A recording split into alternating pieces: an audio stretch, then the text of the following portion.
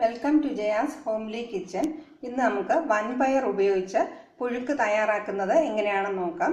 ഈ പുഴുക്ക് നല്ല ചമ്പാവരി കഞ്ഞിയുടെ കൂടെയാണ് നല്ല കോമ്പിനേഷൻ. ചോറിൻ്റെ കൂടെ ഇത് കഴിക്കാവുന്നതാണ്. വൻപയർ ഞാനിവിടെ ഒരു 1/2 കപ്പോളം മെഷർ ചെയ്ത് ഒരു 6-7 മണിക്കൂർ വെള്ളത്തിൽ 2-3 പ്രാവശ്യം കഴുകിയെടുത്ത് 2-3 വെള്ളത്തിൽ കഴുകി ഒന്ന് കുതിർത്തിയെടുത്തിട്ടുള്ളതാണ്. ഇത് ആദ്യം നമുക്കൊന്ന് വേവിച്ചെടുക്കാം. സാധാരണ നമ്മൾ തോരനൊക്കെ വേവിക്കുന്നതിനേക്കാളും കുറച്ച് കൂടുതൽ വെന്തിരിക്കുന്നതാണ് പുഴുക്കിൻ്റെ ടേസ്റ്റ്. ഏകദേശം തോരൻ തയ്യാറാക്കുന്നത് പോലെ തന്നെയാണ്, 1-2 വ്യത്യാസങ്ങൾ മാത്രമേ ഉള്ളൂ. ഒന്നാമത്തെ കാര്യം, പുഴുക്ക് കുറച്ചും കൂടെ കുഴഞ്ഞിരിക്കുന്ന രീതിയിലാണ് നമ്മൾ തയ്യാറാക്കുന്നത്. തോരന് അത്ര നമ്മളങ്ങനെ വേവിച്ചെടുക്കത്തില്ല, ആവശ്യത്തിനുള്ള വേവ് മാത്രമേ കാണത്തുള്ളൂ. പിന്നെ പുഴുക്കിന് അങ്ങനെ സാധാരണ താളിച്ചും ചെയ്യാറുണ്ട്, താളിക്കാതെയും ചെയ്യാറുണ്ട്. ഞാൻ മിക്കവാറും താളിക്കാതെയാണ്, അതായത് കടുക് പൊട്ടിക്കാതെയാണ് പുഴുക്ക് തയ്യാറാക്കിയെടുക്കുന്നത്. താല്പര്യമുള്ളവർക്ക് അങ്ങനെ വേണമെങ്കിലും ചെയ്യാം.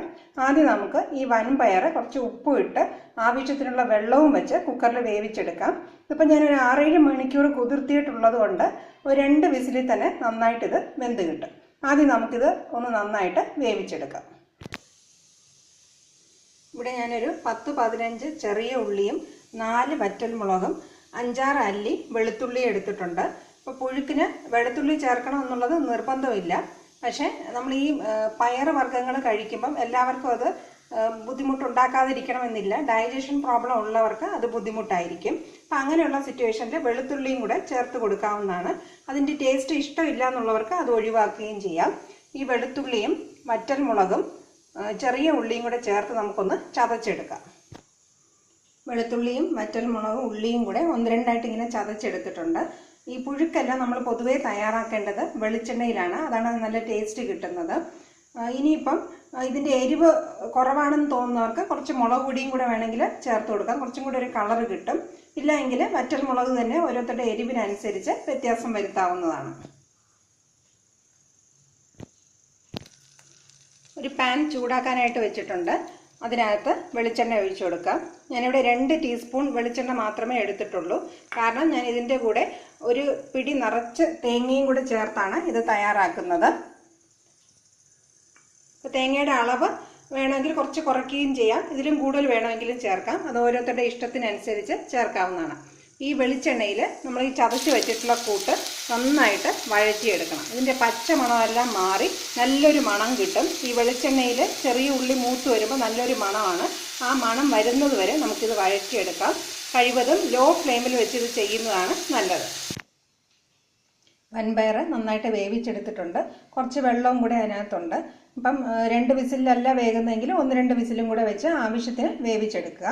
ഇനി നമുക്ക് നമ്മളിവിടെ വഴറ്റി വെച്ചിട്ടുള്ള ഈ ഉള്ളിയുടെ കൂട്ട് നന്നായിട്ട് വഴറ്റിയെടുത്തിട്ടുണ്ട്. ഇതിൻ്റെ കൂടെ വൻപയറും കൂടെ ചേർത്ത് കൊടുക്കും. വൻപയർ വേവിച്ച വെള്ളവും കൂടെ ഇതിൻ്റെ കൂടെ ചേർത്ത് കൊടുക്കാം.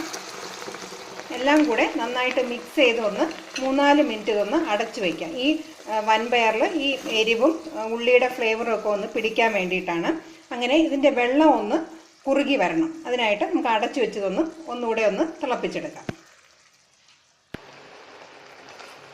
വൻപയർ നന്നായിട്ടൊന്ന് കുഴഞ്ഞു വരുന്നുണ്ട്. ഈ സമയത്ത് നമ്മൾ എടുത്തു വെച്ചിരിക്കുന്ന തേങ്ങയും കൂടെ ചേർത്ത് കൊടുക്കാം.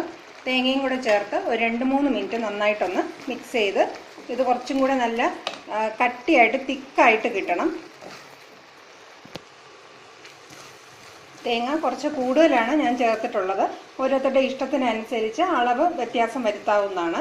ഇന്ന് ഞാൻ തയ്യാറാക്കിയിട്ടുള്ള ഈ വൻപയർ പുഴുക്ക് വൻപയർ മാത്രം ഉപയോഗിച്ചാണ് തയ്യാറാക്കിയിരിക്കുന്നത്. ഈ വൻപയറിൻ്റെ കൂടെ നമുക്ക് ഏത്തൻകായ ചേർത്തും തയ്യാറാക്കാം.